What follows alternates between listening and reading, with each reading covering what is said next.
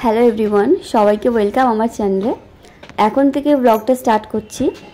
12টা বেজে গেছে আর আমি এই ছাদে এসেছিলাম একটু দেখতে যে আমাদের কাপড়ের কি অবস্থা। তো এসে দেখি ছাদ ভর্তি কাপড়, সবই শুকিয়ে গেছে। এইগুলোকে তুলছিলাম, সব কাপড়গুলোকে আগে উঠিয়ে নেব। উঠিয়ে নেওয়ার পরে আরও 2 গামলা মানে 2 বোল কাপড় আছে ভিজে, মেশিন থেকে বার করে নিয়ে এসেছি। সেগুলোকে আবার পুরো ছাদে আমি মেলে দেব। আগের বছর বর্ষার পর থেকে আমাদের ছাদটা অনেক বেশি এরকম অগোছালো টাইপের হয়ে আছে, মানে কেমন চারদিকে ঘাটা ঘাটা টাইপের হয়ে আছে। তো একদিন ওই ছাদটাকেও ঠিকভাবে আমাদের গুছাতে হবে। তোমাদের সঙ্গে কথা বলতে বলতে এইদিকে আমার সব শুকনো কাপড়গুলো তোলা হয়ে গেছে। আর চলো বাকি সব ভিজা কাপড়গুলো মেলে দিই। আর তোমরা হয়তো ভাববে আমি এত লেট করে কেন ব্লগ আপলোড করি। অ্যাকচুয়ালি আমার একটু ফোনেরও ডিস্টার্ব ছিল, তার উপরে আবার আমার শরীরটাও অতটা ভালো ছিল না 2-3 দিন থেকে। সেই কারণেই আমি ভিডিও করে উঠতে পারিনি আর কি। তো এখন যতটা ভিডিও করে রেখেছিলাম মানে সুযোগ পেয়েছি, সেই ভিডিওটাই আমি আজকে আপলোড করছি। সেইভাবে কোনো ভিডিও আমি করতে পারিনি কদিন।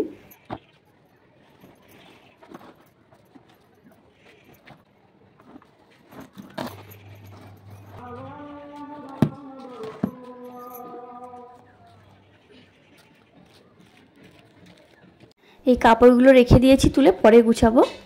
আর তারপরে হঠাৎ করে দেখছি ওয়েদারটা এত বেশি খারাপ হয়ে গেল, মানে বৃষ্টির উপর বৃষ্টি, চারিদিক ভিজা স্যাঁতস্যাঁতে, মানে কেমন টাইপের একটা।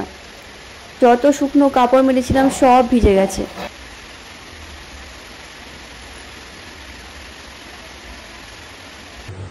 আমি একটু তমলুকে যাচ্ছি, দেখি ওখানে গিয়ে কিছু কাজ আছে, ইফতারির পরে বেরোচ্ছি। এখন কিছু বলবো না, পরে জানতে পারবে। আগে যাই তারপর বলবো পরে। চলো। যে কাজের জন্য গিয়েছিলাম সেই কাজটাই হলো না, তাই মুডটা অনেক বেশি খারাপ হয়ে গেছে। আমার মুখটা দেখে বুঝতে পারছো। যাক, কি আর করা যাবে, পরে জানাবো। দাঁড়াও, কাল দিনটা আমার হাতে আছে, কাল যদি ওটা হয়ে যায় তো ভালো, তাহলে তোমরা তো জানতেই পারবে। খুবই খুশির খবর। আর যদি না হয় তো আমার মুডটা এখন প্রচণ্ড অফ, আরও 1 মাস আমাকে ওয়েট করতে হবে। কি আর করা যাবে। পরের দিন উঠে সকাল সকাল আবার খুশির খবরটা পেয়ে গেলাম, মানে যেটা ভেবেছিলাম হবে না সেটা হয়ে যাবে। তো খুবই খুশির কথা, তোমরাও জানতে পারবে। দেখো, হ্যাঁ আশা করি তোমরা বুঝে গেছো। তো আমি একটা নতুন ফোন নিতে চলেছি, তো ওই ফোনটার জন্যই এত কিছু। তো ওটা হয়ে যাবে তো তাড়াতাড়ি ভাবিনি, ভেবেছিলাম হয়তো অনেক লেট হবে, কিন্তু ফাইনালি হয়ে গেছে। যাক, যেটা হয় ভালোর জন্যই হয়। তো আমি আইফোন 13 নিয়েছি। আইফোন 14 নেবো ভেবেছিলাম, কিন্তু ওখানে কাকু বলল যে 14 নিয়ে কোনো লাভ নেই, কারণ 13-এর সঙ্গে সব কিছু সেমই আছে, শুধু তোমার 10,000 টাকা বেশি। তো তার থেকে ভালো তুমি 13 নিয়ে নাও, 1 বছর ইউজ করে নাও, এখানে এসে আবার এক্সচেঞ্জে তুমি 16 নিয়ে চলে যাও। তো আমি ভাবলাম এটা ভালো আইডিয়া, তো এখন ওটাই করলাম। যাক, কত খুশি বুঝতেই পারছো। তো এখন আমার ফোনটা ভালো করে দেখছিলাম।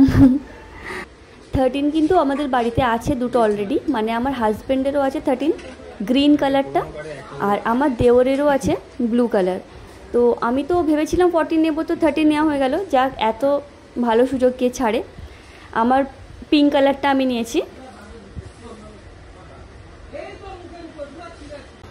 এখানে হচ্ছিল আমার ফোনের বিল বানানো, তারপরে ফোনটাকে আবার ক্লিন করে ওরা টেম্পারেট গ্লাসও লাগিয়ে দিল, আর একটা ব্যাক কভারও দিয়ে দিল।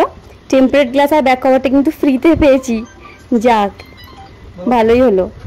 এই ফোনটা নিয়েছি, অনেকের দেখে আবার অনেক হিংসা করবে, অনেক কথা বলবে, আমি জানি। তারা হিংসা করবে, তাদের করতে দাও না। আমার তো যেটা নেওয়া হয়ে গেছে। যাক, ওইসব ভেবে আর লাভ নেই। তো সেই খুশিতেই অত রাত্রে আর কী করবো, ফালুদা ছিল, আমাকে ফালুদা খাইয়েছিল। ফালুদাটাও অনেক টেস্টি ছিল। আমি একাই খাচ্ছিলাম, আর তো কেউ ছিল না। আর বলেছিল একদিন আমাকে বিরিয়ানি খাইয়ে দেবে, আমি শখ করেছিলাম। যাক, পরে হবে, এখন তো অনেক বেশি রাত হয়ে গেছে। তো চলো, ভিডিওটা এখানেই শেষ করছি। তোমাদের কেমন লাগলো জানিও, আশা করি ভালো লাগবে। আর একটা লাইক, কমেন্ট, শেয়ার করে দিও।